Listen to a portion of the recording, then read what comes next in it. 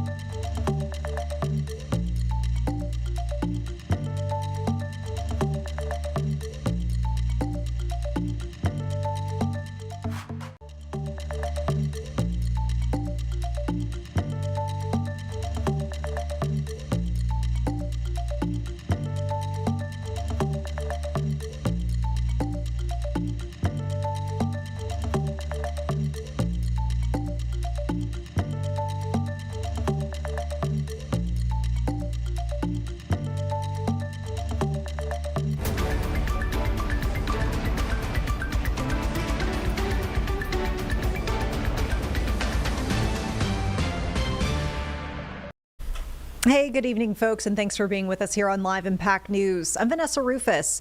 We are kicking things off with a big update in a national story we've been following for several days. First, we want to take you to live images as we speak. In Minnesota, we see folks continuing with their protests, and this is coming, of course, on the heels of that deadly shooting of Renee Nicole Good during an immigration enforcement operation. We've been seeing days and days of protests, not only in the Minneapolis area, but also across the nation, including here in the Charlotte area. Looks like tonight folks have come out there. They're in the street. Appears to be surrounding the memorial, because I am seeing some flowers and some candles on the ground off to the side of the street there, and folks with tubas and other forms of instruments. It looks like they're singing and clapping. We want to talk about the big development we saw within the last couple of hours here today. We're seeing now officials in Minnesota suing the federal government. This is over the deployment of thousands of immigration agents to the state. And we know that Homeland Security Secretary Kristi Noem had mentioned that a couple hundred had been dispatched additionally, both today and yesterday. So the deployment is growing, we're seeing, and we are seeing the state of Minnesota trying to push back on that. Let's hear now from Minnesota Attorney General Keith Ellison on the decision to sue. And I'm so honored to be joined and in partnership with the city of Minneapolis under the leadership of my friend Jacob Fry, and the city of St. Paul under the leadership of Mayor Herr, who is also a dear friend of many years.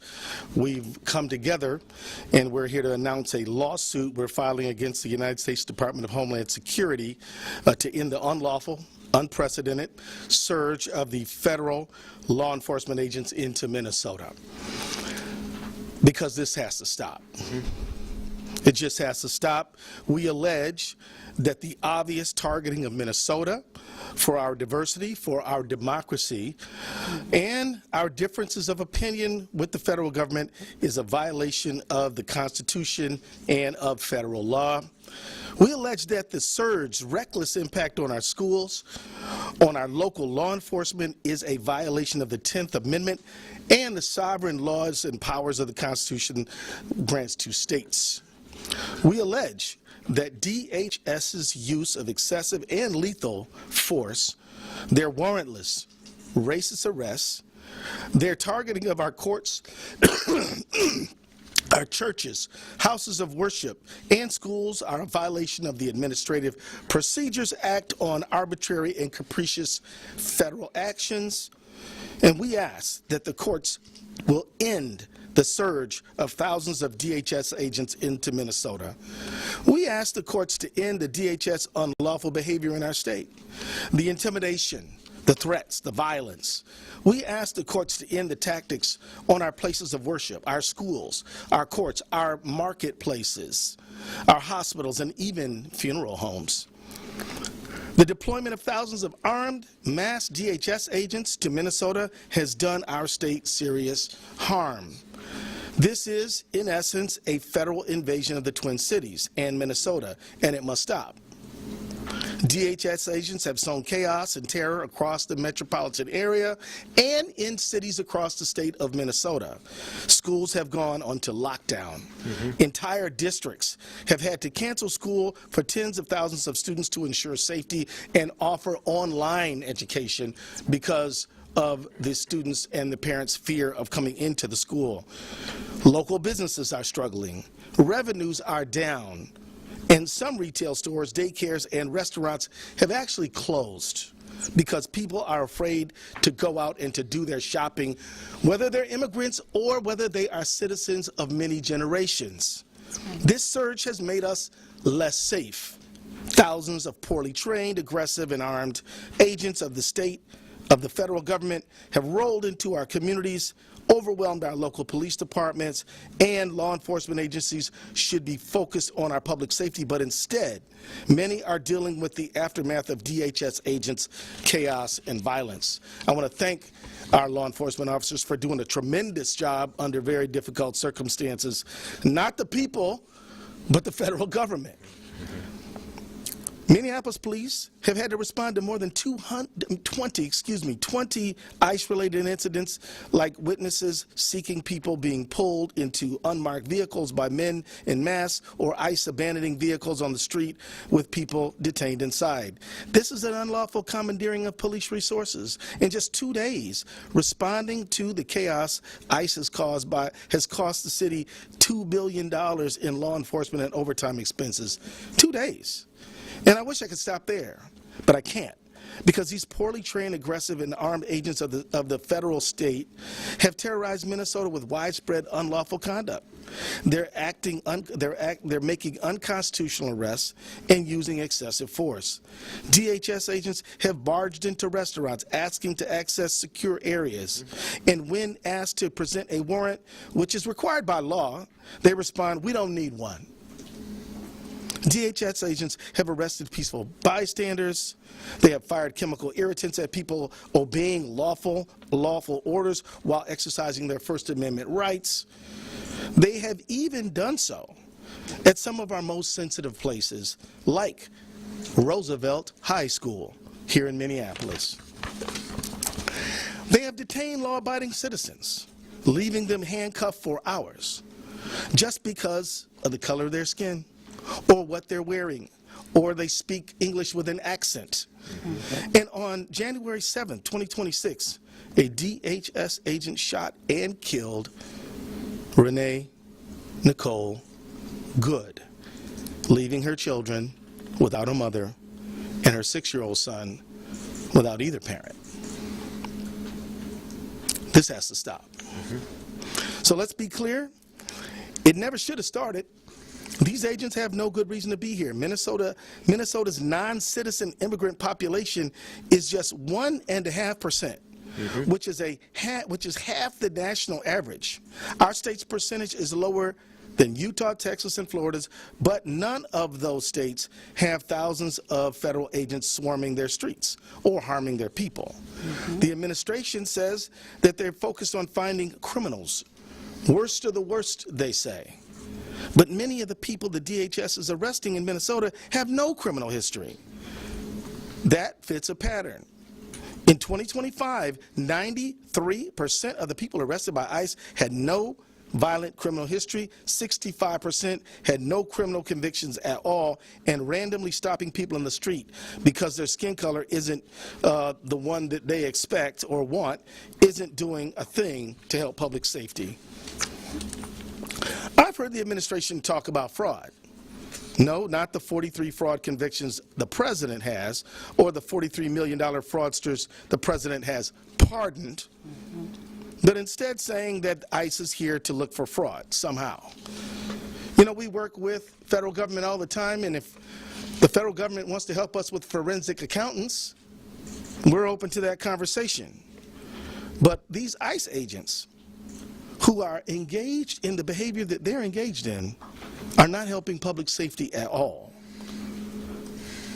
Immigration enforcement agents aren't trained to investigate fraud, and randomly stopping people in the street because you don't like their accent isn't going to stop fraud. So enforcing federal immigration law and fighting fraud are just pretexts for this surge. The real reason, it's no secret. Donald Trump and his administration have been targeting people, cities, and states that don't agree with them politically. That's right. He singled out Minnesota countless times. He's called us corrupt and crooked. He's attacked our funding to the tune of billions of dollars, which we are challenging. And we fought back, of course. He's attacked programs that Minnesotans rely on and tried to shut them down and pay taxes for. And he's attacked Minnesotans with despicable, racist, xenophobic language. The truth is, Donald Trump doesn't seem to like our state very much. But what's that about? He doesn't like our best in the nation, safe and secure elections, and sometimes he doesn't like who we choose in them. Just last week, Trump claimed that he won Minnesota 3 times, when in fact, he's never won Minnesota. He doesn't like how we take care of each other or how we make sure our kids have enough to eat. He doesn't like the strength that immigrant communities bring to our state. And he doesn't seem to like that we protect our neighbors no matter where they were born. In short, the Trump administration's decision to target Minnesota and Twin Cities is motivated by a desire to retaliate against Trump's perceived political opponents, who are the people of the state of Minnesota and Twin Cities, rather than any good faith concerns about immigration enforcement, public safety, or law enforcement.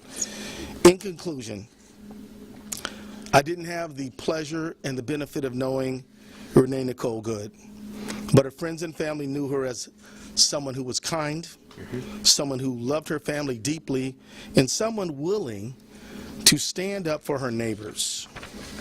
That sounds like the Minnesota that I know. That's right. The administration wants to paint false political narratives about us, but we know who we are and we know our rights. The Constitution gives Minnesota the sovereign authority to protect health and well-being of every single person who lives on our borders. The Constitution gives us the right to vote for who we want, pray however we want, and be whoever we want, without fear of being racially profiled, assaulted, or killed in our own communities. We're going to defend those rights because, as much as they like to believe it, DHS is not above the law. That's right. That's right. And the people of Minnesota are certainly not beneath it. Once again, that is Minnesota Attorney General Keith Ellison making remarks regarding the decision of Minnesota to sue the federal government over the deployment of thousands of immigration agents to the state. And we are going to hear from the Minneapolis mayor actually in just moments, Jacob Fry, who we know has already been outspoken against the immigration operations that have been underway, and particularly so again after that deadly shooting of Renee Nicole Good last week. We'll be back in 2 minutes with his remarks. We'll be here for you on the other side of Live Impact News with that information.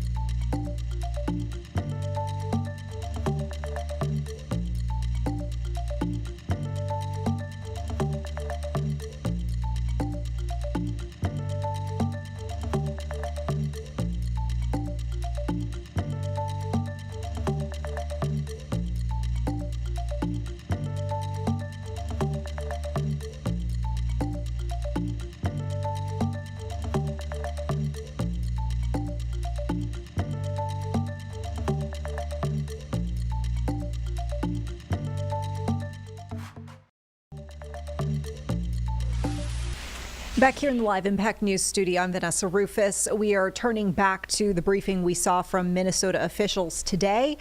Really within the last, I'd say, hour to hour and a half, we learned the news that the state of Minnesota is suing the federal government over those deployments of federal immigration agents. We're seeing hundreds and hundreds of new agents, in fact, being deployed to the Minneapolis area in the last couple of days, today and yesterday. And that suit just now filed. We just heard from the Attorney General there for Minnesota. Now we're going to hear from the Minneapolis Mayor Jacob Fry, who we know has been outspoken against these operations that have been underway in recent weeks. Let me now bring forward my mayor, the mayor where I go home at night and is doing a wonderful job protecting our city, Mayor Jacob Fry.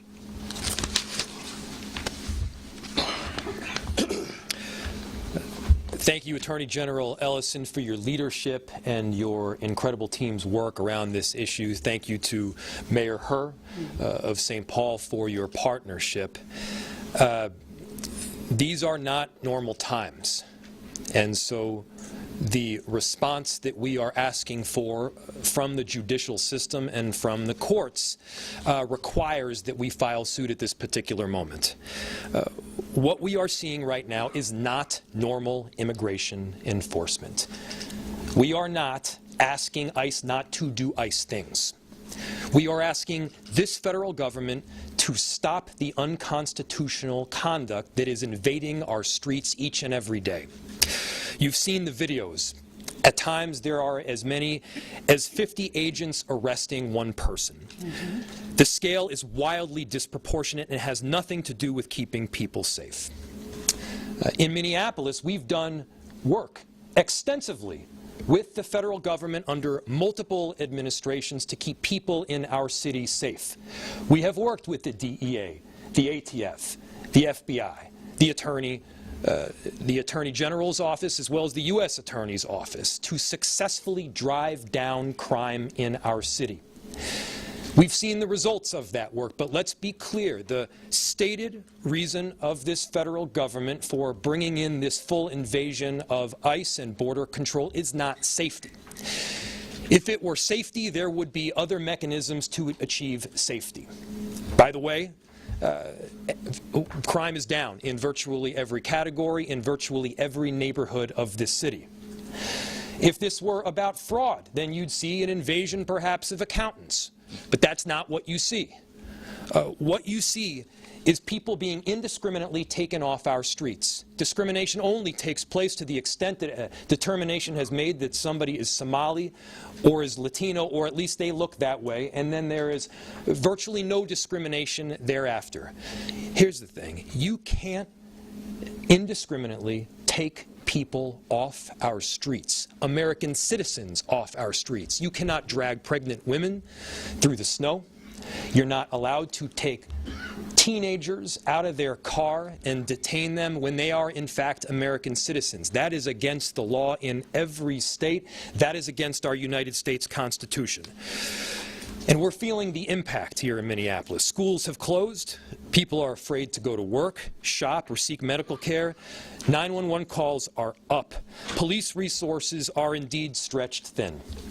We have approximately 600 officers in the city of Minneapolis. Mayor Herr has approximately 600 officers in the city of St. Paul. The number of ICE agents and border control are now in the thousands. They are in the thousands. If the goal was immigration enforcement, if the goal were simply to look for people that are undocumented, Minneapolis and St. Paul would not be the place where you would go. There are countless more people that are undocumented in Florida and Texas and Utah. Why are they in these much smaller cities in the middle of the Midwest?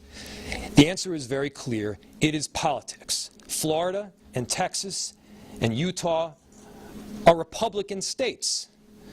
The reason that Minnesota and Minneapolis are being targeted is because you've got a Democratic governor, a Democratic attorney general, and you got Democratic mayors.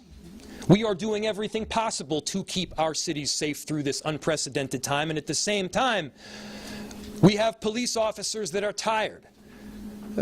We've seen damage substantially because we're now having to pay a ton of overtime. Millions of dollars of emergency overtime for law enforcement. Emergency operations have been activated across our city and state agencies, pulling focus on daily core services that we, by the way, are tasked with providing. Local police officers are being diverted from the very work that we need to be doing, and small businesses are losing significant revenue, with some worried that they may not survive this at all. People are scared to take their kids into school or daycare, to go into work. They're going to have difficulty paying rent. There is no doubt in my mind the kind of action that the federal government is taking is not just mean-spirited. It's unconstitutional, and every one of us need to be standing up. Let me give you another example. Just last week, a group of our city's public works employees were stopped by ICE agents. 3 of the 4 employees were not white. The ICE agents asked to see the IDs of the 3 non-white employees and didn't even bother to ask the white employee for the identification. Minneapolis is being targeted because we stand up for our neighbors and we welcome immigrants, because we believe in the law. And as I said, frankly, because we are in a blue city, in a blue state.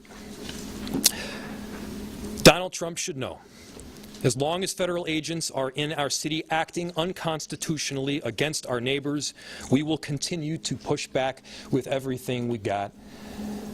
And let me just take a moment to say how grateful I am to the residents of our city and of our state.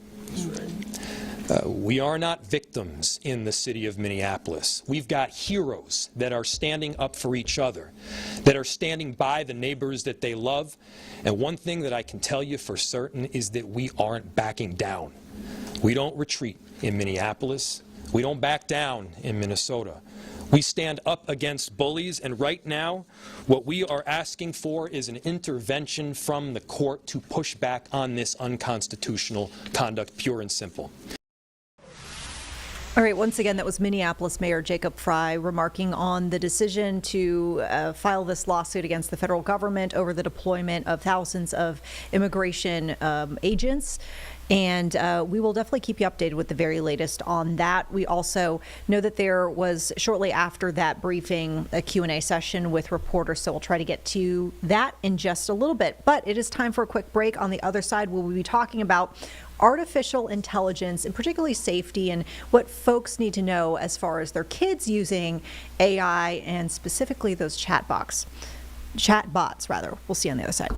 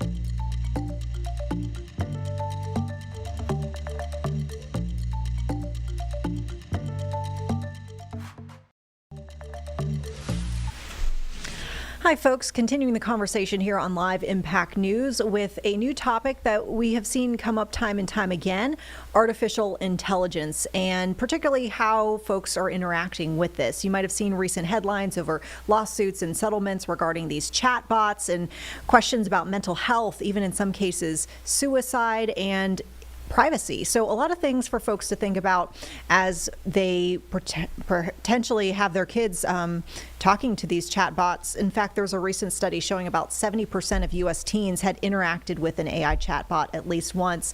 Michael Yoshida has been looking into this topic for us, and particularly what parents need to know when it comes to this technology and their kids. So what did you find out, Michael?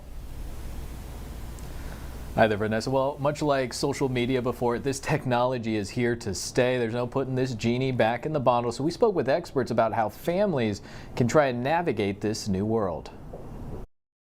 AI chatbots are becoming a bigger part of teens' lives. Last year, nearly 3 in 10 teens reported using them, quote, almost constantly, according to a Pew Research Center study. AI chatbots are very much our new reality. They're being used by everybody for every imaginable purpose. AI may seem like it knows just about everything, but experts say that isn't the case. These AI chatbots are not oracles of truth. They can get information wrong more often than you may think. They're also friendly and designed for engagement, which CNET's Caitlin Shadrawi warns it may just tell you what you want to hear. When people express worldviews that are potentially harmful or dangerous, these chatbots do not have the ability to effectively push back against those worldviews. This can be particularly harmful to young people who are still developing emotionally and intellectually and may believe what the bot says, even if its response is wrong or its advice is dangerous. Our use of social media tells a story of what happens when we're not mindful of how these technologies can influence children and their development. Pediatrician Joanna Pargabalinki says there are ways parents can help their kids adapt to this new tech. Think about your family values and what works for your family.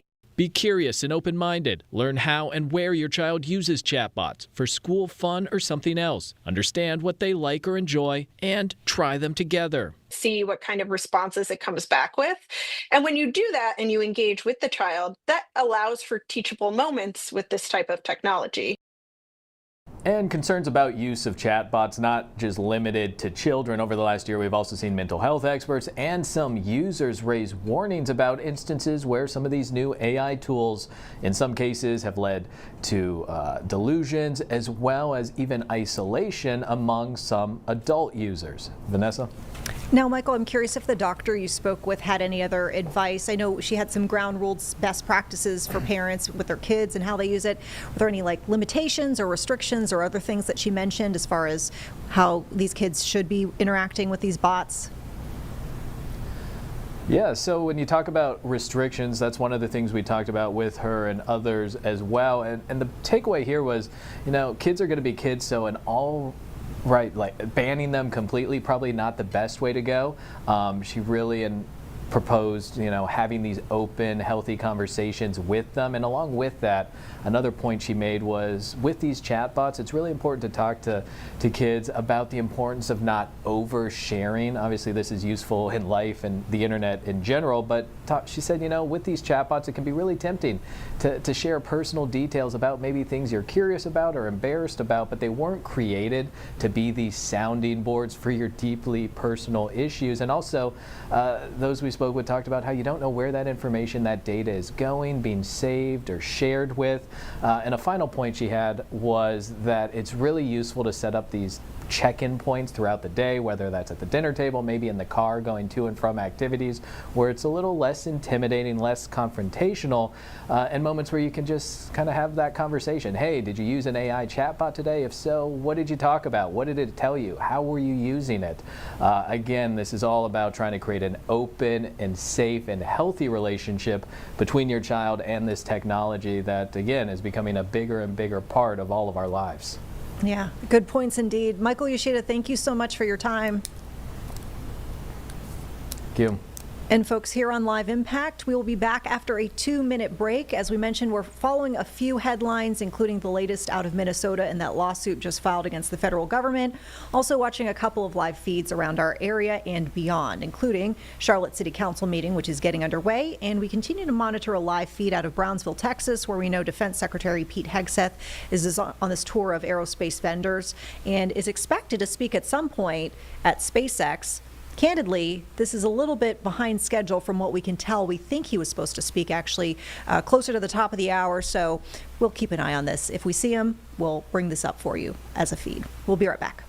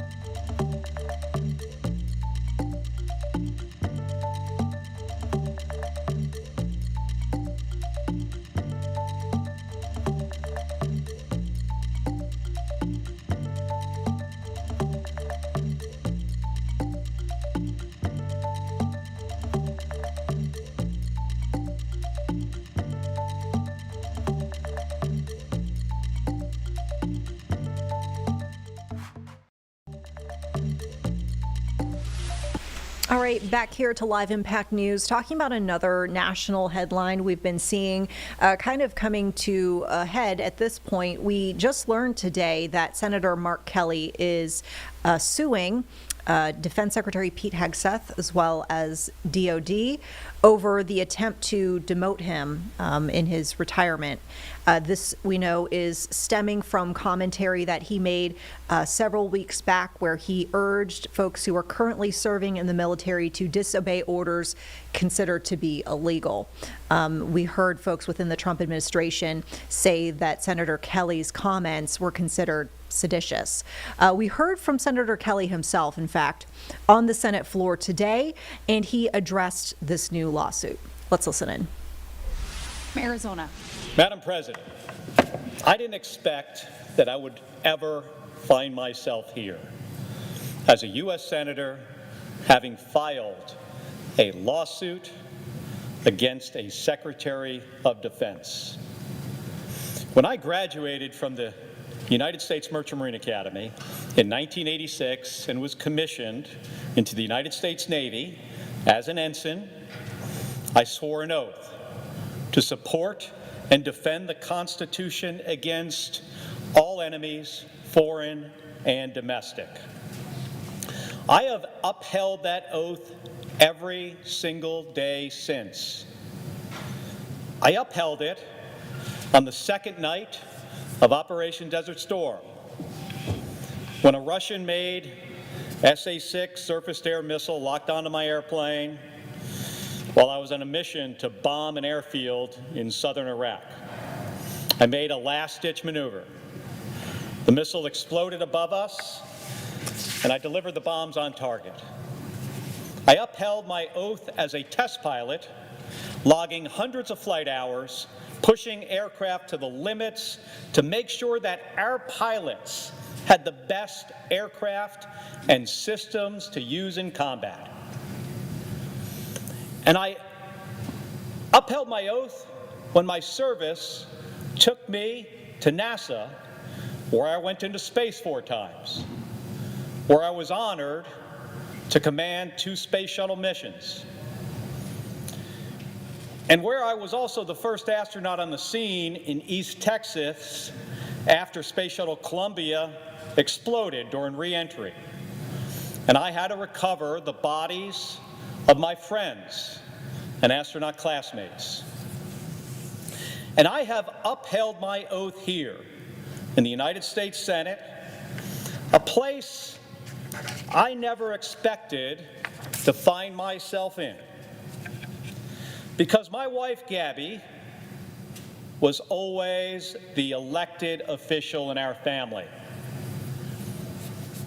If she had never been shot in the head, it probably would be here, she would be here in this chamber and not me.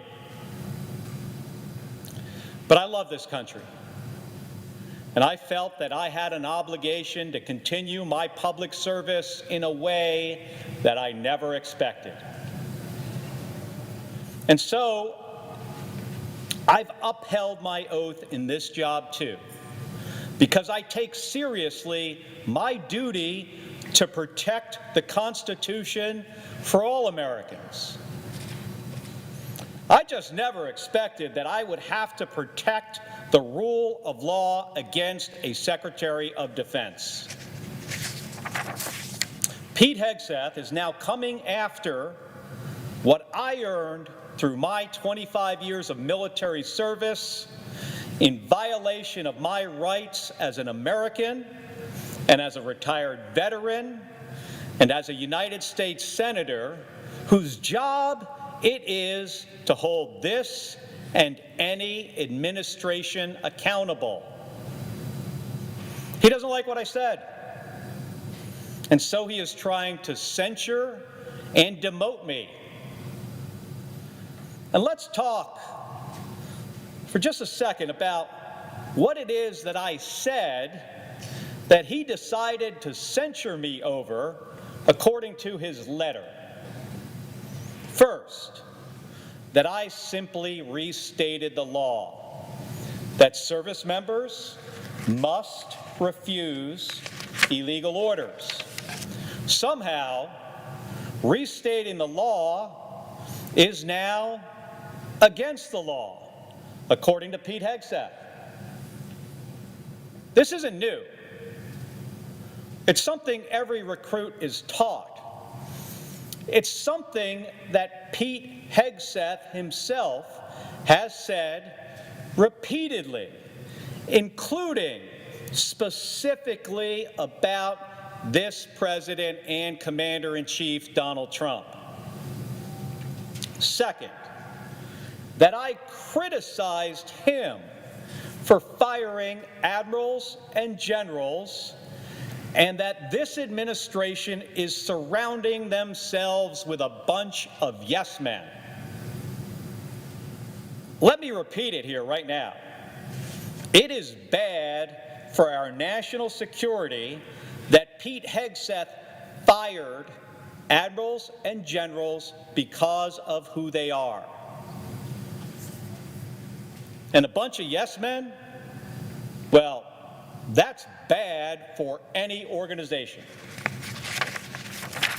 Lastly, he is censuring me because I've raised concerns about his actions and military operations.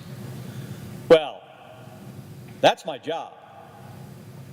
I have every right to say these things as an American, as a retired service member, and as a U.S. Senator. And especially as a member of the Armed Services Committee, whose duty it is to provide oversight over the Department of Defense. Pete Hegseth's unconstitutional crusade against me sends a chilling message to every retired member of the military. If you speak out and say something that the President and Secretary of Defense doesn't like, you will be censured, threatened with demotion, or even prosecuted. Every service member knows that military rank is earned, it's not given. It's earned through the risks you take, the sacrifices you and your family make, the leadership you display, and the respect you earn from the superiors who recommend you for promotion. After my 25 years of service, I earned my rank as a captain in the United States Navy. Now, Pete Hegseth wants even our longest-serving military veterans to live with the constant threat that they could be deprived of their rank and retirement pay years or even decades after they leave the military just because he or another Secretary of Defense or a president doesn't like what they've said. If Pete Hegseth succeeds in silencing me, then he and every other Secretary of Defense who comes after him will have license to punish any retired veteran of any political persuasion for the things that they say.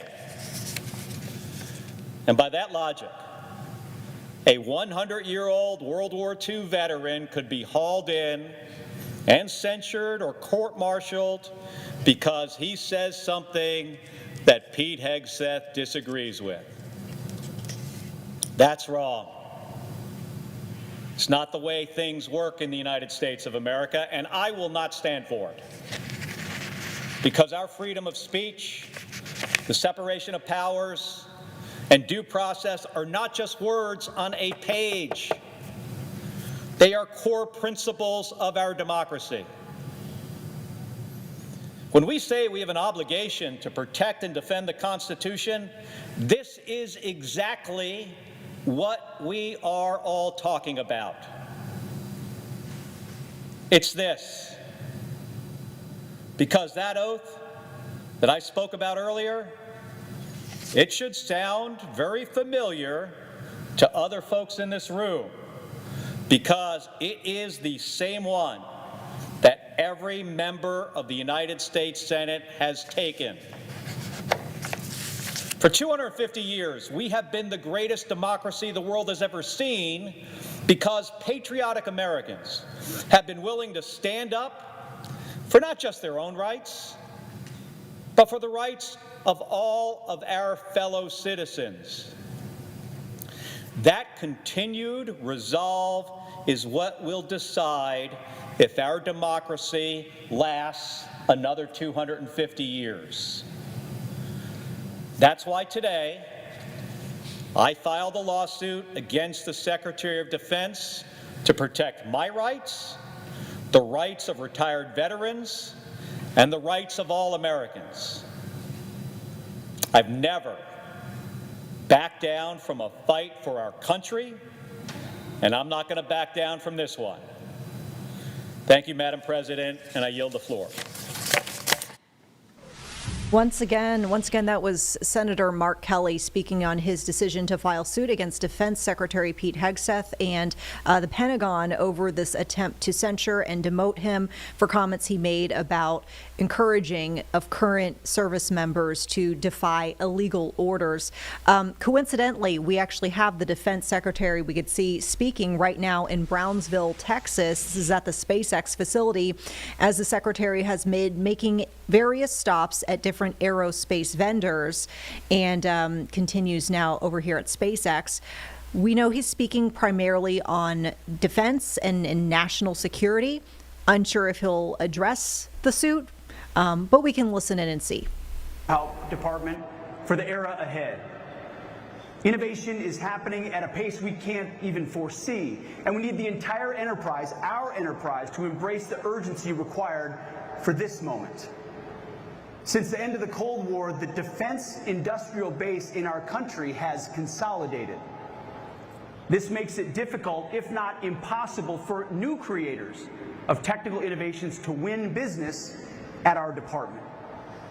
The result is a risk-averse culture that prevents us from providing our warfighters with the best resources that America has to offer. That ends today. Simply put, the United States must win the strategic competition for 21st century technological supremacy. Artificial intelligence, autonomous systems, quantum, hypersonics, and long-range drones. If you talk to Elon Musk long enough, he will tell you how important hypersonics and long-range drones are, and he's 100% correct. Space capabilities, directed energy, and biotechnology are the new areas of global competition. The challenge is that our legacy approach to technological development assumes that technology moves in a predictable, linear conveyor belt from lab to design to development to prototype to test and qualify to program of record, and can only be provided by a handful of companies that have consolidated dramatically. Now, while this system provided us with the weapons that won the Cold War, it is archaic and inconsistent with the novel threat environment that we face today. At its core, this old approach has the hubris to assume that you can easily predict the future, that you can foresee how an invention becomes a weapon in 8 easy steps, 3 decades from first discovery. Our system cannot keep treating innovation as a decades-long, one-way march that dramatically reduces who and what is able to run the gauntlet at our department to get the capability to the warfighter. Until this administration, the Trump administration, the department's process for fielding new capabilities had become just one more post-Cold War peace dividend relic that has not kept up with the times. Worse than that, we've done nothing but add layer upon layer of committees and councils that coordinated but never decided. We created endless projects with no accountable owners. We have high churn with little progress and few outputs. That sounds about like the exact opposite of SpaceX. We treated innovation as a box to check, not an outcome to deliver. In short, when it comes to our current threat environment, we are playing a dangerous game with potentially fatal consequences. We need innovation to come from anywhere and evolve with speed and purpose. You see, America's open scientific community is an advantage authoritarian regimes cannot replicate. They can read our scientific papers and copy our invention or distill our AI models, but they cannot replicate a culture like this one of open and distributed research. We need to be blunt here. We can no longer afford to wait a decade for our legacy prime contractors to deliver the next perfect system, only to find that it's delivered years behind schedule and cost 10 times what it should. Winning requires a new playbook. Elon wrote it with his algorithm. Question every requirement, delete the dumb ones, and accelerate like hell.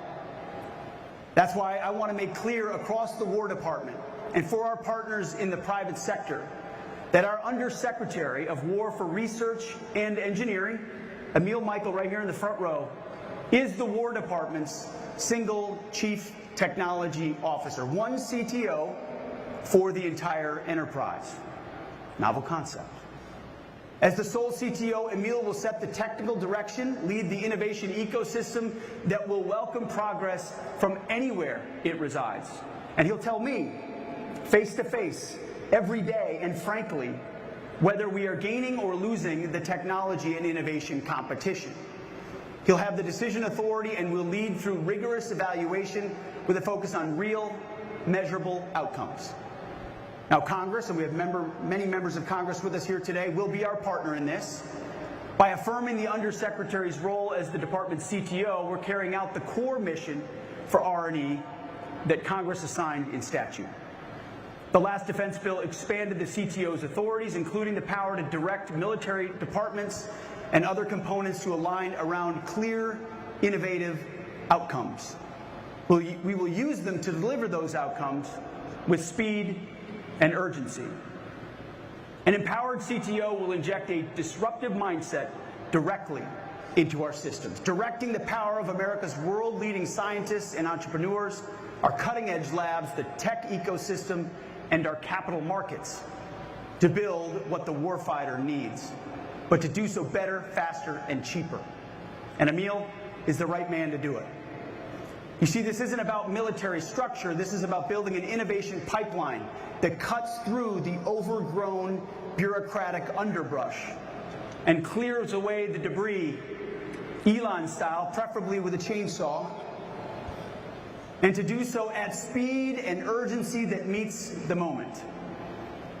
As I've said repeatedly to every audience, the President of the United States and I have the backs of our warfighters, who have to make split-second life and death decisions on the battlefield. Now, I want this audience to know that we also have the backs of innovators who share that very same urgency.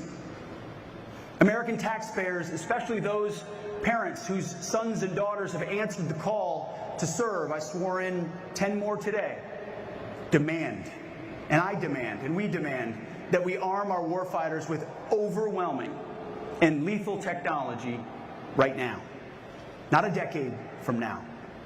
In modern warfare, the fastest innovator and iterator will be the winner. And no one can out-innovate an American entrepreneur who has been liberated from the constraints of stifling bureaucracy. That old era ends today. We are done running a peacetime science fair while our potential adversaries are running a wartime arms race.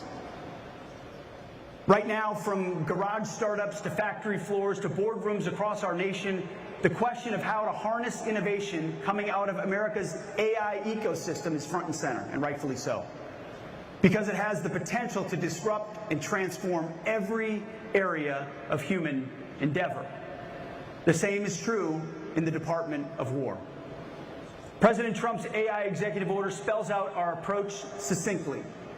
It is the policy of the United States to sustain and enhance America's global AI dominance in defense of human flourishing, economic competitiveness, and national security. That, ladies and gentlemen, is the War Department's mission.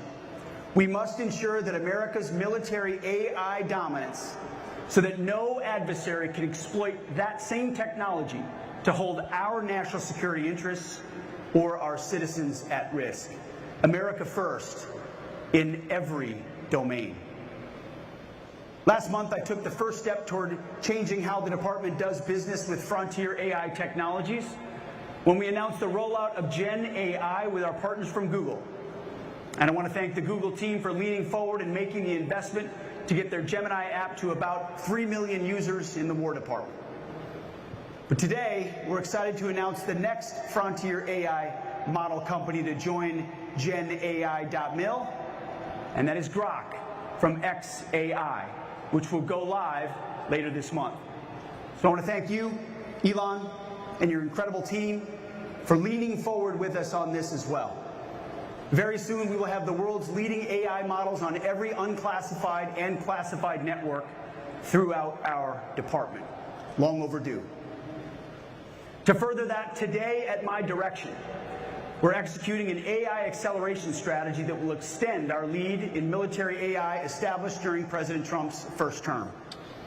This strategy will unleash experimentation, eliminate bureaucratic barriers, focus on investments, and demonstrate the execution approach needed to ensure we lead in military AI and that it grows more dominant into the future. In short, we will win this race by becoming an AI-first warfighting force across all domains, from the back offices of the Pentagon to the tactical edge on the front lines. The catalyst for this acceleration will be 7 pace-setting projects focused on mission threads across warfighting, intelligence, and enterprise missions, each with a single, accountable leader, aggressive timelines, and measurable outcomes that answer a familiar question, Elon. What have you accomplished this week? This is the execution standard for AI-first transformation. Each of the 7 pace-setting projects will use the following model.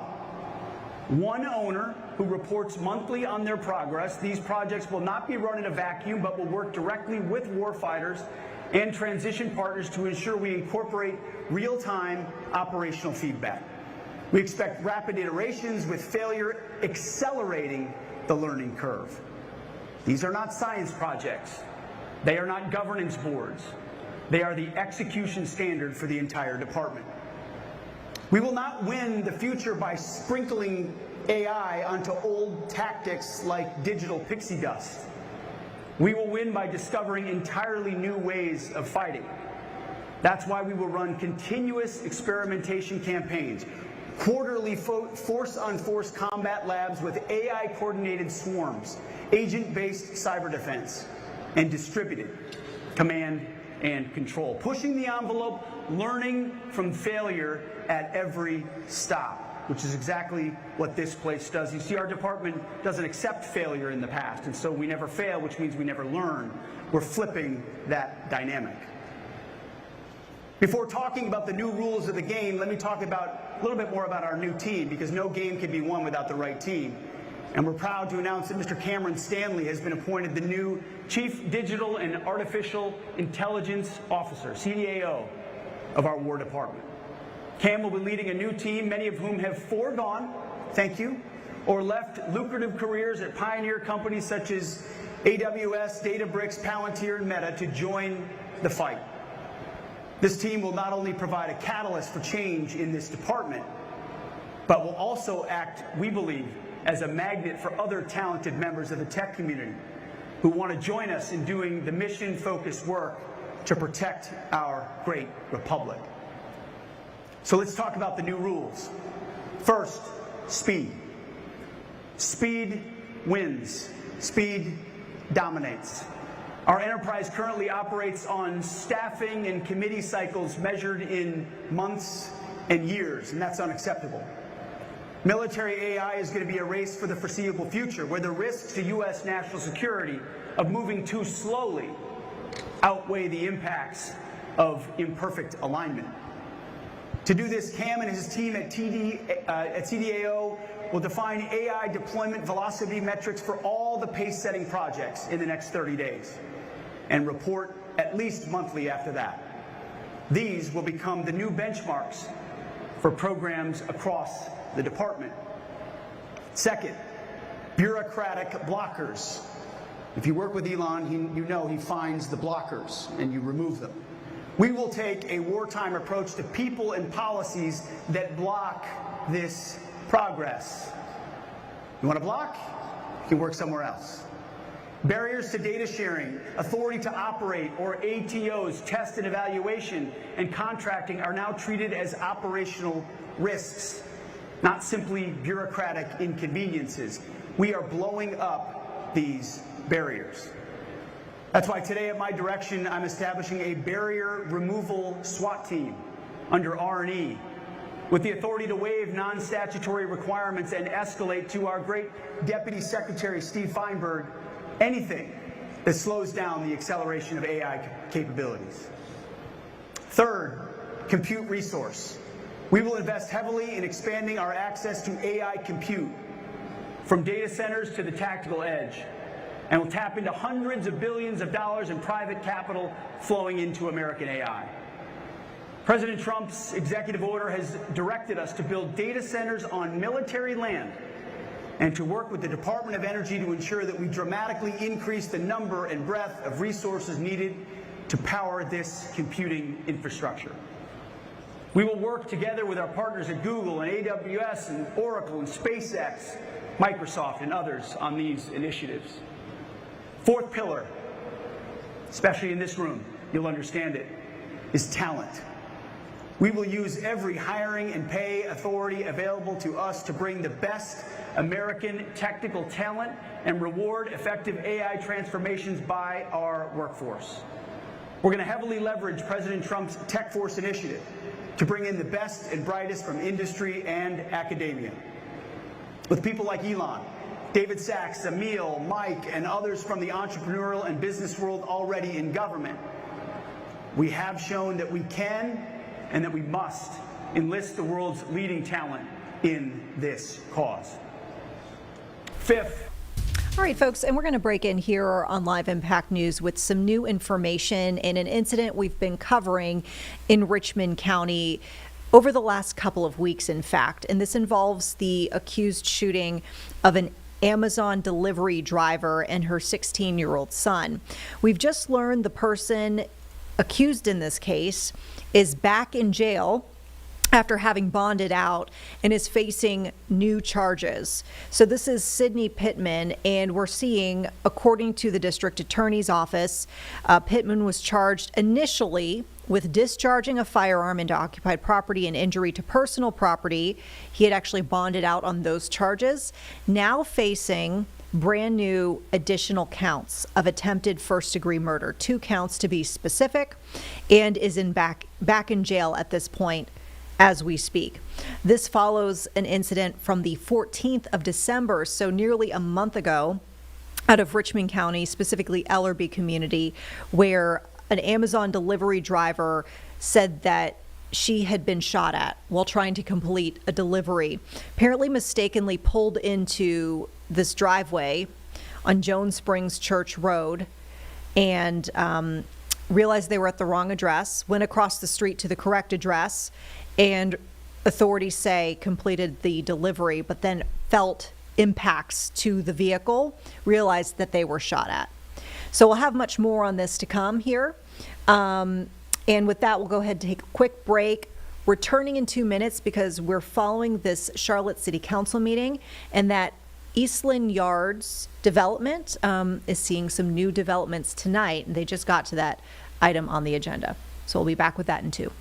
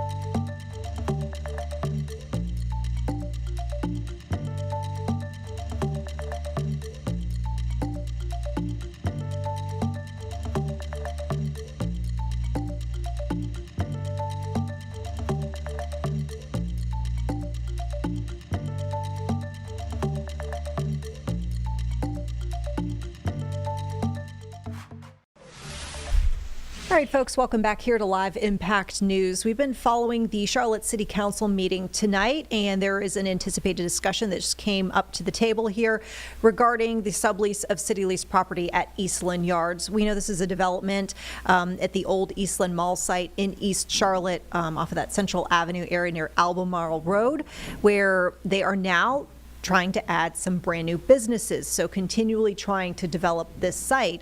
We're actually hearing from a business owner who is set to potentially sublet one of these units in Eastland Yards, and it is a person who wants to open this dance studio, but one of multiple businesses.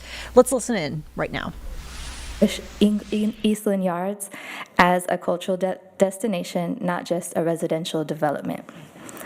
Over the past 12 years, we've had partnerships with the Mint Museum for their cultural dance night, the Mint to Move cultural dance night, as well as worked with Carleton Talents for the Latin American Festival Havana Nights and community events, as well as Norsen Media for the Ola Festival Uptown, providing cultural programming. We've also worked with different corporate clients such as Bank of America, Wells Fargo, Truist, Ally Financial, Duke Energy, TIAA, Credit Karma to provide Hispanic Heritage Month programming, and have done pro bono educational work with the Charlotte Mecklenburg schools, including McClintock Middle School, Esperanza Global Academy, and Joseph W. Greer Academy.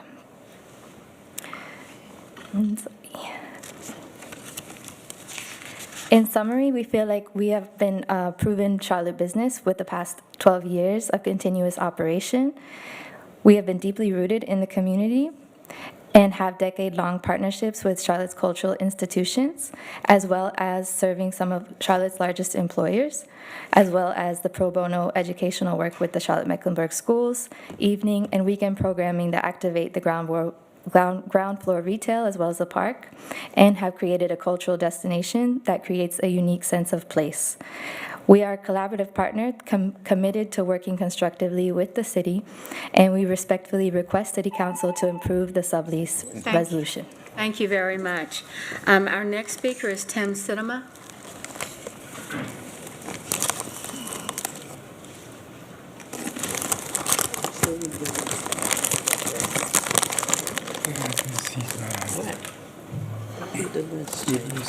Madam Mayor, City Manager, and council members, my name is Tim Sidema.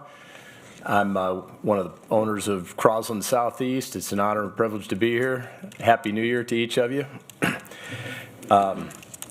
As you well know, the Eastland Yards redevelopment has been a labor of love, which we've been working on since you selected our firm in 2018. Neither the city nor Crosland Southeast has really ever executed a master lease like the one that we're talking about here on the first floor. We call it the first floor commercial space at Eastland. It's probably worth noting that we really wanted to have some commercial space under the multifamily at Eastland because it sits across from the park that the county is building. We wanted to activate that street and just provide a lot more energy there. The private sector alone could not make the math work at all on that. So absent the public-private partnership that we did, there would not be first floor commercial space there. So thank you for that. I want to start with that. The work that we're doing with that first floor commercial space, we're trying to thread a lot of needles here. Obviously, it's paramount that we have a diverse group of entrepreneurs that lead businesses that contribute to the community. We also want to provide the much-needed amenities that the East Charlotte residents deserve. We also have to meet the needs of the specific spaces. And what I mean by that is we can only put restaurants, for example, in some of the spaces because of grease trap locations and access to industrial disposal and things like that. Some of the spaces have dimensions that don't lend themselves well for some uses or others. So we're managing all these disparate needs and constraints. The staff and we have been working for a year with this group of tenants. I could not be more pleased and more proud of the three entrepreneurs that you're going to meet tonight. You just met Jennifer. She's amazing. What a treat it's been for me to get to know her, and Jayla, and of course Manolo, who's a dear, dear friend of mine. I'm here to tell you that I have no hesitation or reservations at all about these three business owners. I would urge you to support them in their pursuit. I think they check all the boxes. These businesses represent about half of the first floor commercial space. So if there are any course corrections or adjustments that council would like to make, please tell us and we can move forward in the next round to try to incorporate whatever thoughts or concerns that you have. But in the meantime, I wholeheartedly endorse these businesses and hope you guys will as well. Thank you. Thank you very much. So we have three groups of, I think, this item. So that you guys can get home, we're going to go ahead and have item number 1. If there is a motion on item number 8 that's in your document, I need a motion for that one. Madam Mayor, I'm going to yield to the gentleman from District 5. What an exciting night. I want to entertain a motion to approve the sublease of city leased property located at 8115 Eastland Yards Boulevard, Suite 105 with Rambao Latin Dance Company, LLC. Second. Making that motion, right? Yes, I'm making that motion. Okay, everybody, okay, there's many seconds I've heard on both sides. So with that, is there any further discussion? Hearing no further, Ms. Sajmir. Yes. Thank you, Councilmember Arias, for your leadership and for making sure that East Charlotte is not left behind. You started working from day one. I certainly appreciate that. For years, we watched empty land where that used to be active, connected, and there was life. Well, tonight we're finally turning that page. And this is not just about opening stores. It's about restoring dignity, opportunity, and joy to the people who live on the east side that have shown incredible patience and incredible resilience throughout last 10 years. And so tonight's decision is about giving east side families, including mine, something we have waited for far too long, a neighborhood destination that we are proud to call home. So with that, I'll be supporting all 4 tenants. All 4. We only got one that we're voting on right now. I understand. I'm just saying I'll be supporting all 4 recommendations that's been made by the staff as well as the committee. And thanks to committee's work. That's all I have. Thank you. All right, Mr. Graham. Thank you, Madam Mayor. I too want to lean forward and to congratulate everyone for this day becoming a reality. It's been 2 years in the works for a wide variety of projects along the Eastland Yards. But this is, and I want to support all of them because it's the right thing to do. It's where we're at in the moment of Eastland Yards.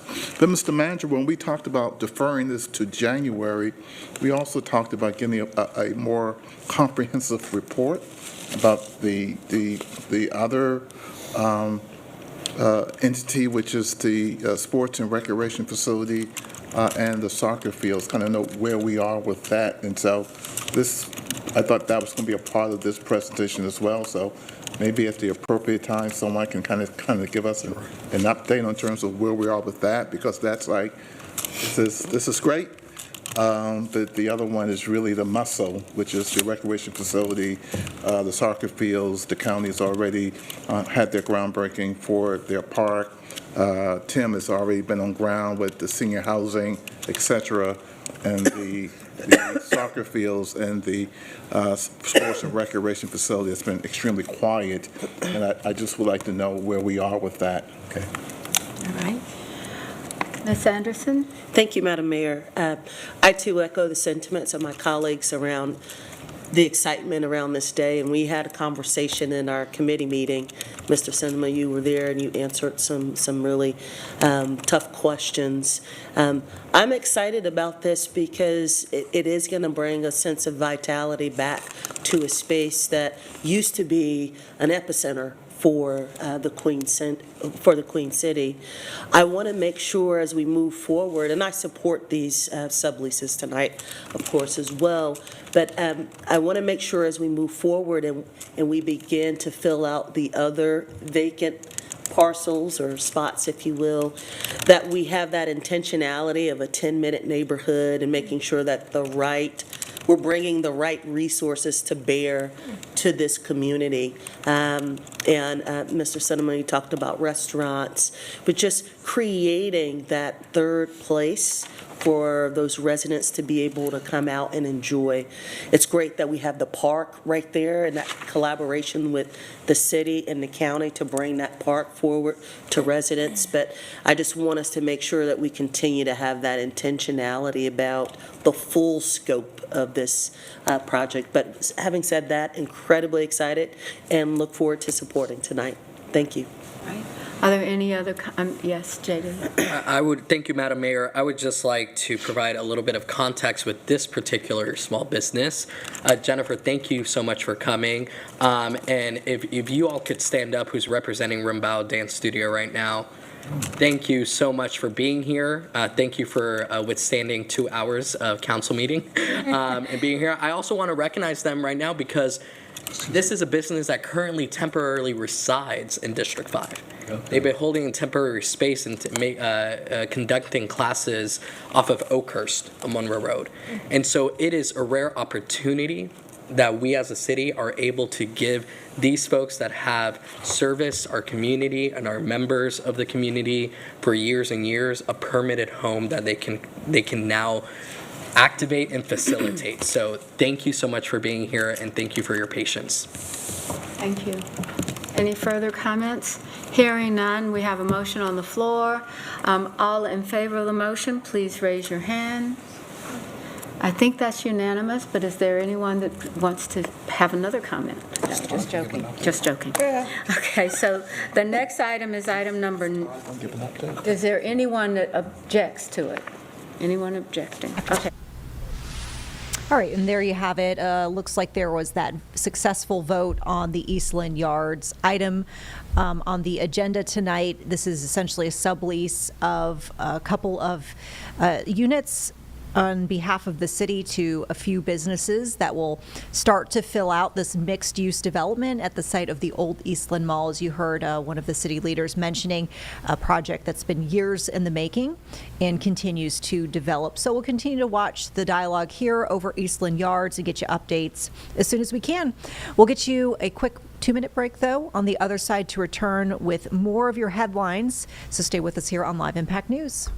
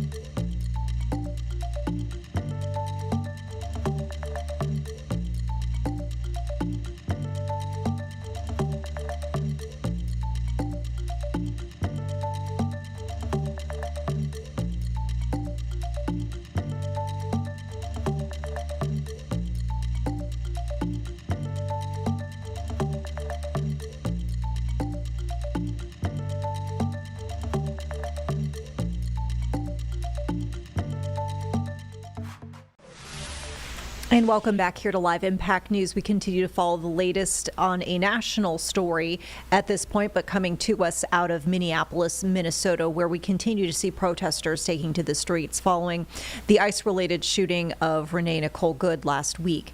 We saw today some clashes with federal law enforcement officers, and in particular, sounds like this was involved in the area around where Renee Good was shot and killed. This was just about 2 blocks from that area, where we did see some deployment of tear gas.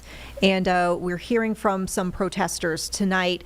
We've got this roundup of interviews with those protesters. So let's go ahead and take a listen. Okay, so just tell me really quickly, like, how would you describe what just happened here? I don't know. I heard that an ICE vehicle hit someone. I didn't hear if it was a pedestrian or a car. And then it sounds like people in the neighborhood came out, and this is, you know, like we're 2 blocks away from where Renee Good was shot. Yeah. And I'm not sure what went on, but obviously there's plenty of people here videotaping, plenty of people watching. I just figured I'd get out and kind of take part as a protester. Yeah, really quick, what are you saying? You should. Okay, thank you. You saw in the signal chat that an ICE vehicle hit someone. That was the initial message. But we don't know. It didn't say if they hit a car or a person. Okay. Okay. So, seeing a scene like this, just blocks from where Renee Good died, what does that do to you? It pisses me off. It makes me angry. Yeah, it's, you know, like, look at this. There's tear gas. People who live in this neighborhood have been through enough. We don't need tear gas. We don't need goons in masks with machine guns setting off tear gas bombs here. Like, they should just leave us alone. What's happening to your city right now? Well, we've been under an invasion since December 1st. The invasion is intensifying, and now we're having added to that invasion tons of media. It's becoming a circus. All right, well, that's interesting. Could I ask you guys, so all of you just live in the neighborhood. Tell me the first thing that anybody heard about something happening here. Who saw or heard something? You're talking today, right? Just now, what this was, yeah. I saw in a chat that there was presence of ICE agents up here, and we're less than a mile away, so just dropped everything and came over here. Did you come running? Drove, ran, both, made it halfway in the car, ran a few more blocks to get to this intersection. Yeah, same to you. You came out, why? So I was on a walk just in the neighborhood, and I was further down, and I heard 3 separate caravans of people following ICE agents honking. So then I checked a chat, and they said 35th and Portland needed more observers. So I did run, because I was like 6 blocks away. Yeah. So got the whistle out when I heard more whistles, and just needed to be here. That playing out in your neighborhood, how does that hit you? I mean, this isn't the first time something's happened like this in Minneapolis. I think it hits that it's still happening and that it is beautiful to see the community come out like this. But I'm sure you're angry. Yeah. I'm angry. What's different from George Floyd, it felt like the state, the federal government, police working to suppress the people's anger and protests. This is different. We're being attacked by the government, and there's no one here to help us. We're here for ourselves. I feel like you're being attacked in your own neighborhood. Absolutely. It's a military occupation. I've got machine guns pointed in my face. There's cars driving around erratically, guys hopping out, ramming people's doors in without a warrant and kidnapping them. It's a nightmare. Guys who have no training. They don't know what they're doing, and I'm wondering where the people are that are so pro-gun. Where are you? Where are you? Where are you saying, hey, this isn't safe, respect this machine, respect this weapon, it requires training? Where are you? Where are the people that say, don't tread on me? Isn't this exactly what they're doing? Where are the Second Amendment people? Where isn't the reason you want to have your gun so bad for reasons like this? And I hear nothing from anybody. Well, not only that, where's the police department helping us out? Why aren't they here helping? And I mean, that's a question that of course is never going to be answered in a way that you want to hear. But you're right. It's a government occupation. We are the only ones that can show up for each other. And I'm mad. I'm very mad. You're mad right now? Yes. Well, not right now. I've been mad. Yeah. These are normal people. These are just neighbors, people going to work, going to the grocery store, and they drop everything and come out here. Yeah, just a normal neighborhood. Yep. Yeah. And that just happened. Yep. This is Minneapolis. Say that again. This is Minneapolis. We are here to support each other. I think one of the saddest things and most heartbreaking is that even on my walk, just 20 minutes ago, 2 separate people who had clearly immigrated from America stopped to talk with me and 6 other people who are all white to say thank you so much for being on watch and observing and showing up for us. We have to do it. We have to keep showing up. Just a blunt question off the top. In your mind, how are people doing right now? I believe that my neighborhood is traumatized. We are hurting. We are mourning.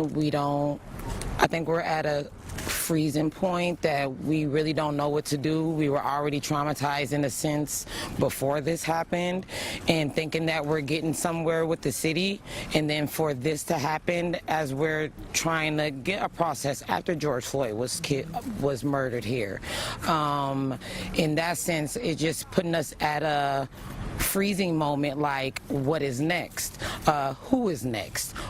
Why?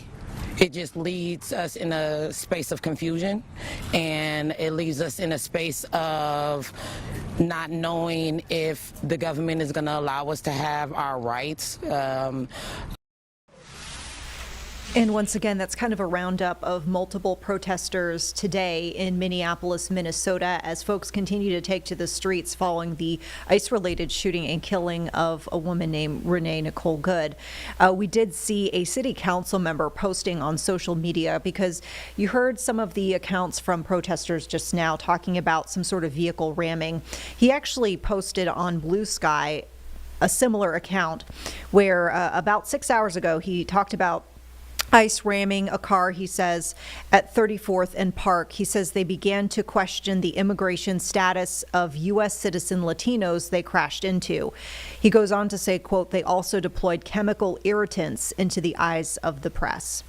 We'll continue to follow the very latest out of Minnesota, including what we saw as breaking news just tonight, within the last couple of hours, the decision from Minnesota, the state itself, to sue the federal government over deployment of thousands of federal agents into the state. And we heard from folks top of the last hour, specifically the Attorney General and the Minneapolis mayor. There's going to be a question and answer session that the press had with them shortly afterwards. So we're going to bring that to you in 2 minutes when we return from this break.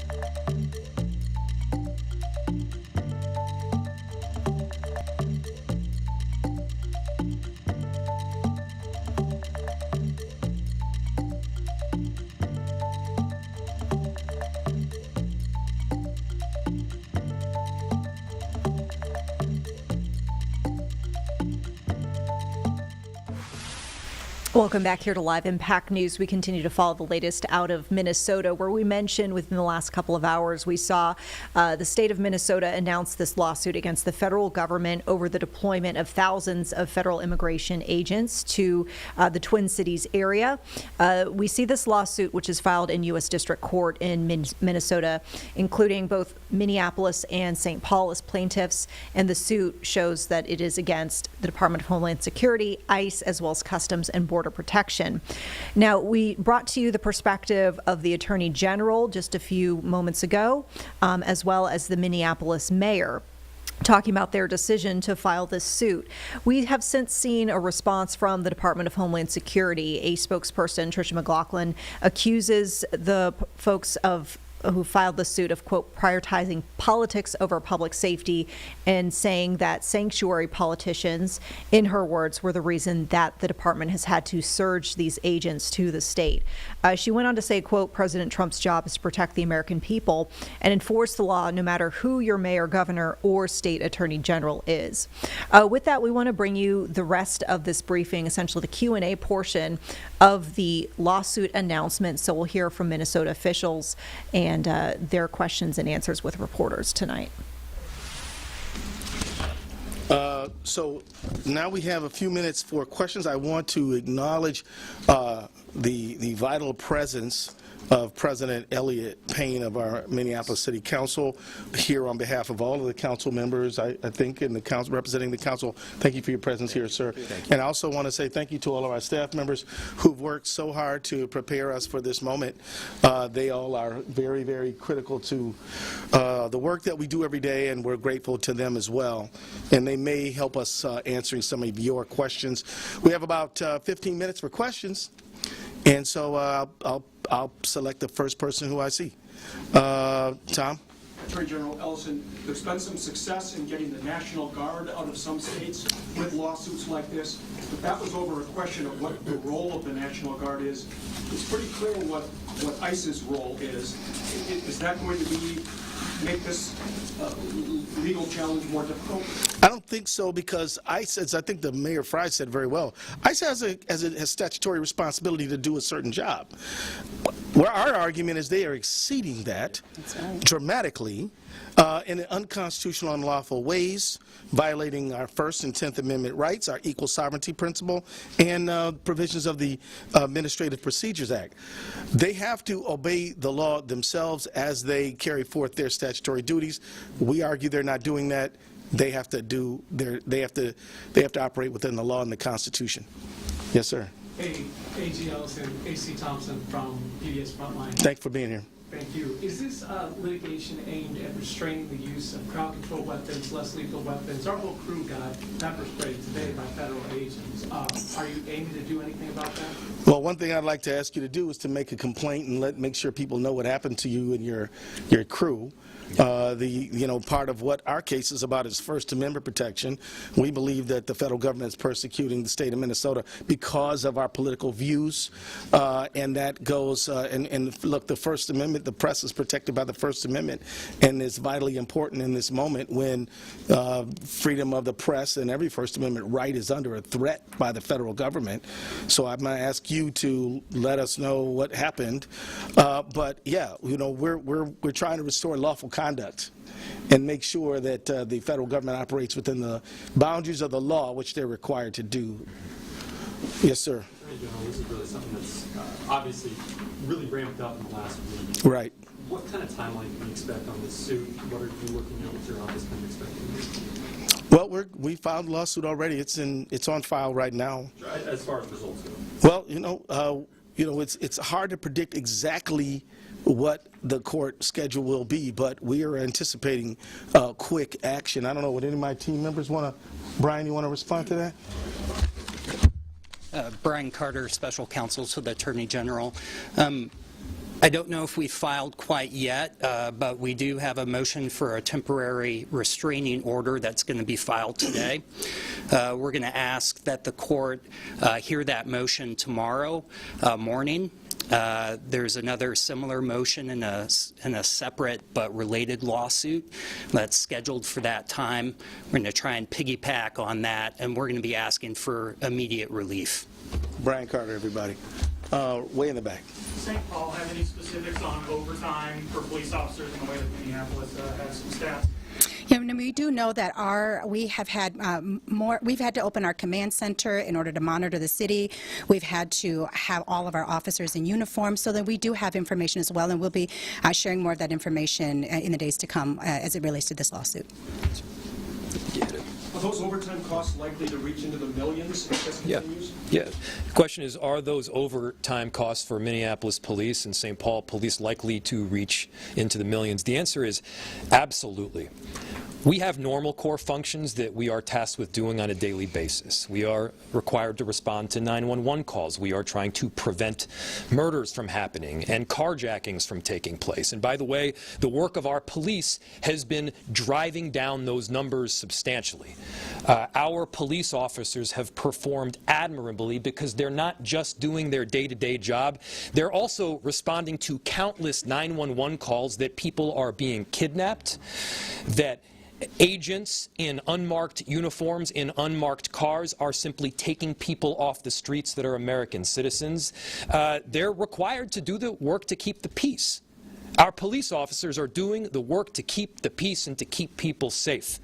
With 600 officers, we can't do all of those things all of the time, not to mention our officers are human beings, and therefore there is a point where they get tired.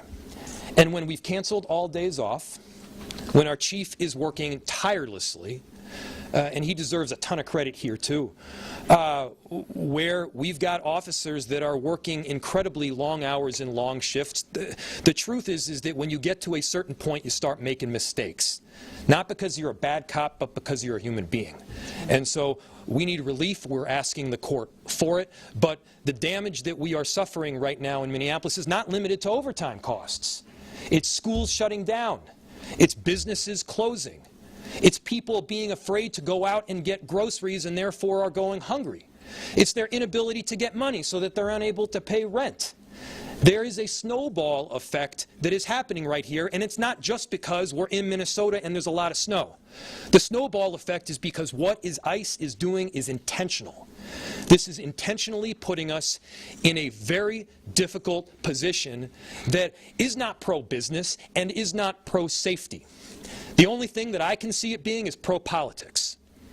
Mayor, many people have been concerned about some of the tactics that have been used on the streets. We're talking about protesters, some very heavy-handed use of force toward them. Are you guys concerned about what you're hearing from the public in terms of not only Go ahead. or how people are being attacked, or what you saw at the high school? Can you elaborate on what you guys are hearing about? Well, I'll let the mayors jump in here, but I can tell you that this whole lawsuit is partially driven, not exclusively, but partially driven by exactly what you just said. And again, look, ICE was operating here before this surge. We didn't file a lawsuit before. That's right. This is because of this surge. And quite honestly, it is because of the accumulation of so many stories that are just so far out of the range of normal. Some of y'all saw the videotape at Target. Some of y'all saw the videotape at Roosevelt High School. And I can tell you how many people who've called me and said, I am afraid to go to work.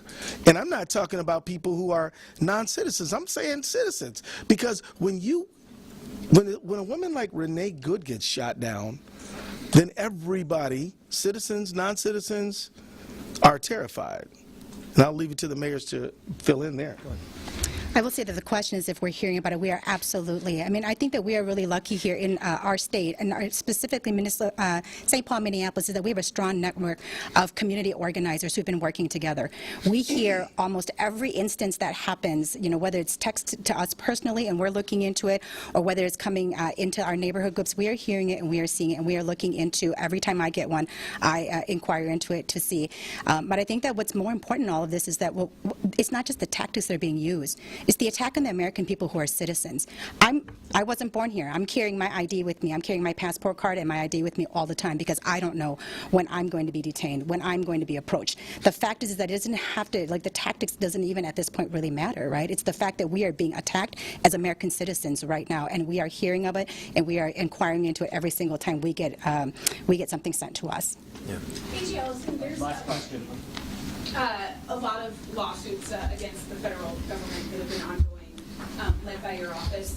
We also do have the backdrop of fraud investigations happening as well. Can you just speak about how resources are being doled out in the Attorney General's office and who's being dedicated to fighting the federal government? Our Medicaid fraud unit is hard at work. We've prosecuted and convicted over 300 people since I've been Attorney General for Medicaid fraud, and other people in our office who do agency representation. They're working hard, but but the people who work on what I call federal accountability, they're busy too. Because the federal government has tried to deprive our state of money that we're entitled to by statute, that has been appropriated to our state, and if we don't fight for it, we won't get it, and that will deprive the people of the state of Minnesota of resources and money that they deserve. And I'm talking about things like SNAP benefits, housing benefits, child care benefits, all kinds of benefits, National Institute of Health benefits, FEMA benefits that they've tried to unconstitutionally deprive us from. So do we have resource pressure? Yeah, my folks are working really hard, harder than they should have to. But we can walk and chew gum, and we're fighting fraud every single day. And let me just say this about fraud: anybody who steals from a program designed to help poor people is no friend of mine. That's right. And I'm all good to hold them accountable. And the federal government, they're doing all this stuff that we don't need them to do. I wish they'd do some more things we do need them to do. Now, I'm not talking about local federal officials. They're doing their job. We worked with the U.S. Attorney's Office and the FBI to fight fraud, and I'm very glad with their partnership. What I'm referring to is the substance of this lawsuit right now. This is not what we need. We don't need this, but we need all the help we can get to help make sure that every dollar that the generous people of Minnesota devote to helping others gets to those others. A.G., just one more, if I may. If the courts do rule in your favor here, are you confident that DHS and the federal government will abide by the judge's orders, and what would be the next step? Yes, I am. No, I believe that they will abide by the orders, because I believe that anybody who stands below an American flag, lifts up their hand and swears an oath to support and defend the Constitution of the United States, will abide by the lawful orders of a court. And if they don't, I want everybody in this room to know that they are the ones who are expressing contempt for the rule of law. Now, having said that, you asked the what-if question. Well, there are ample ways to make a miscreant violator of a court order obey that court order. One of them is a contempt of court, but let's not jump there. Let's expect good conduct and obedience to law, and that's what we expect. That's what we expect we're going to get. And I think there's a possibility that Mayor Fry wanted to talk a little. All right. And folks, we're going to take a quick break here. We'll return with more from this press conference and Q&A with reporters and leadership in Minnesota, and specifically as well the Twin Cities, as we are now seeing the state of Minnesota and the Twin Cities filing a lawsuit against the federal government over the deployment of federal immigration agents to the city. We'll be back in 2 minutes with the remainder of that Q&A.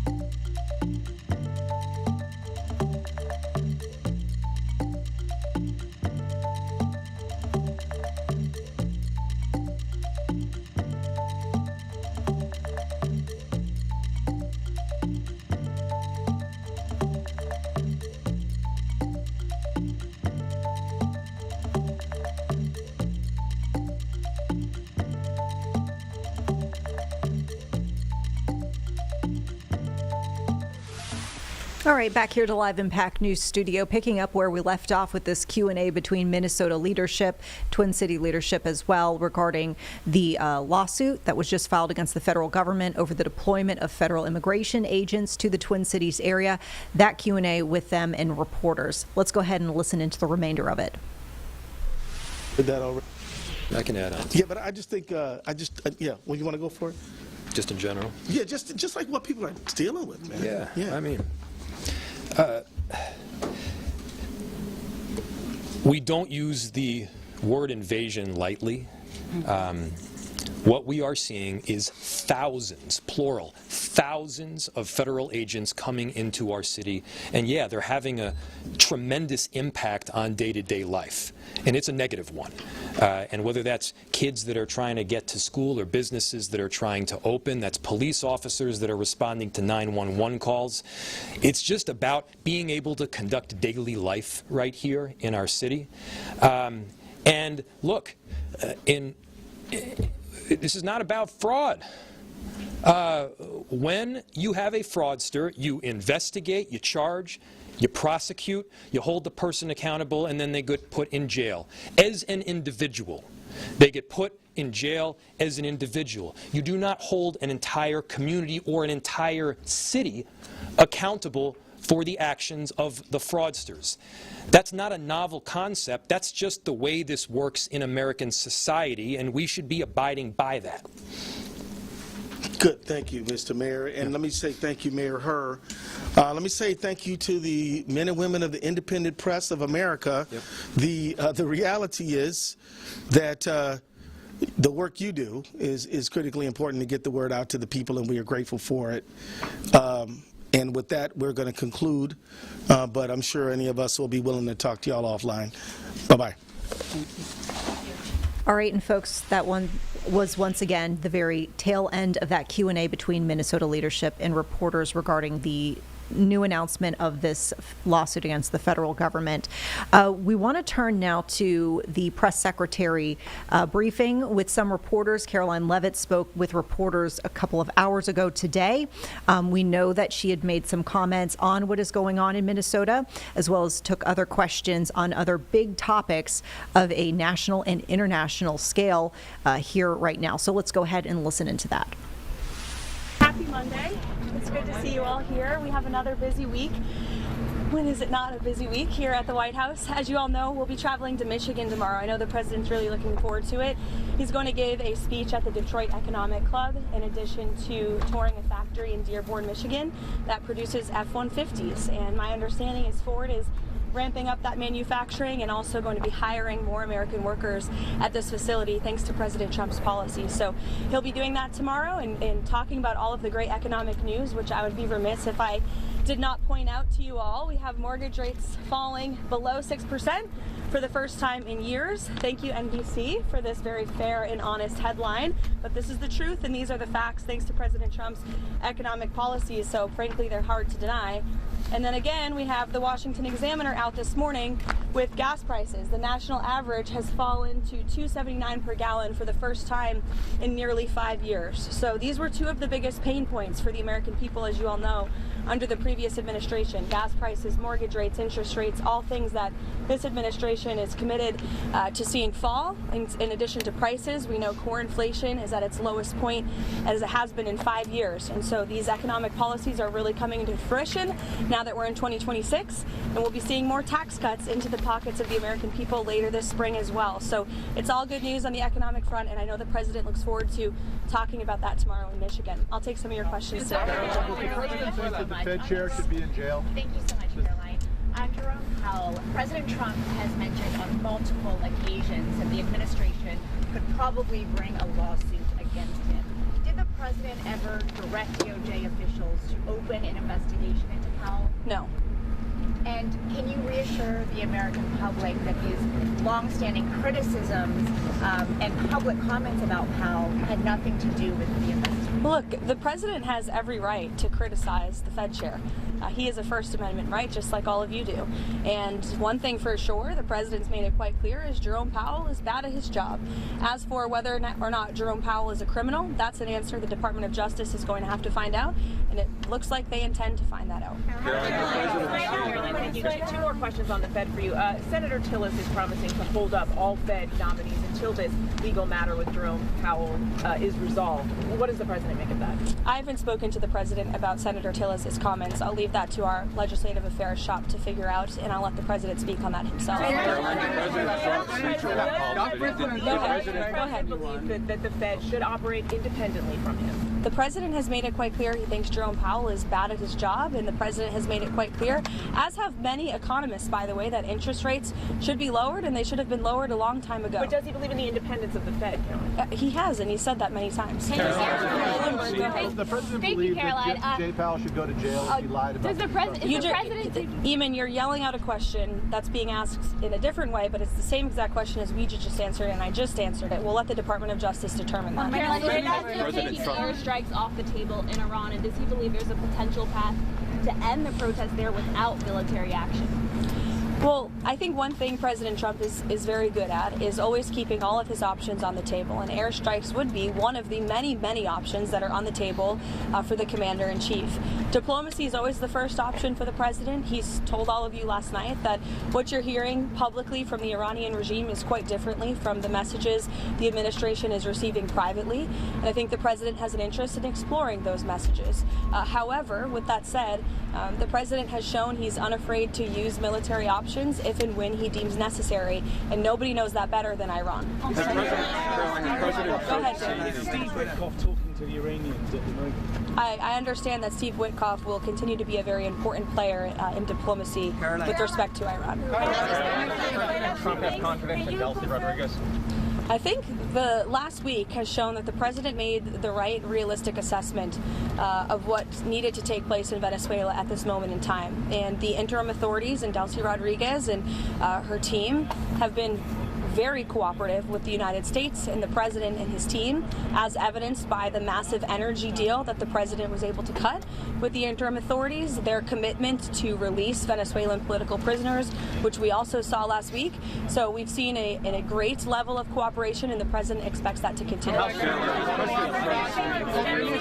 ahead. Sorry. And how soon does he want to see elections in Venezuela? I think right now it's still too soon to say, and I don't want to set a deadline for the president.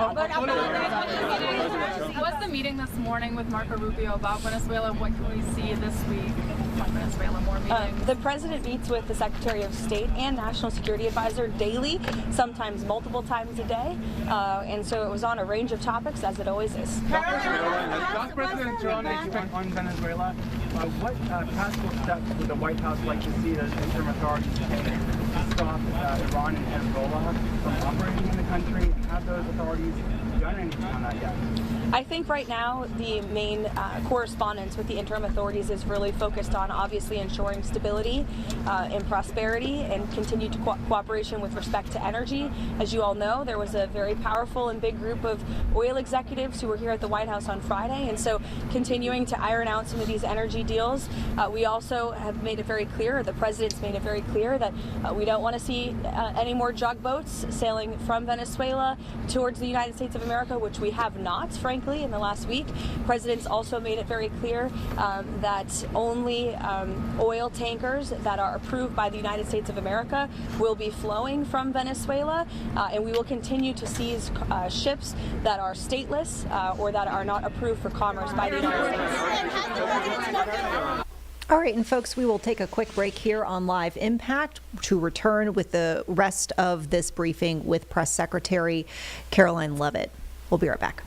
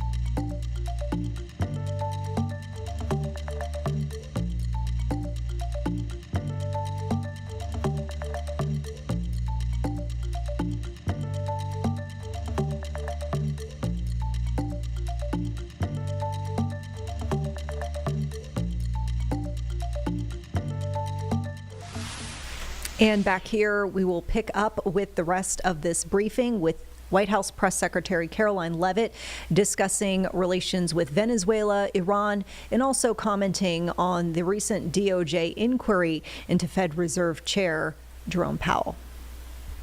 Active in these discussions with Iran still complete denuclearization, or what else is the president looking for as he, engages in these discussions? Well, he's made it quite clear he certainly doesn't want to see people being killed in the streets of Tehran, and unfortunately that's something we're seeing right now.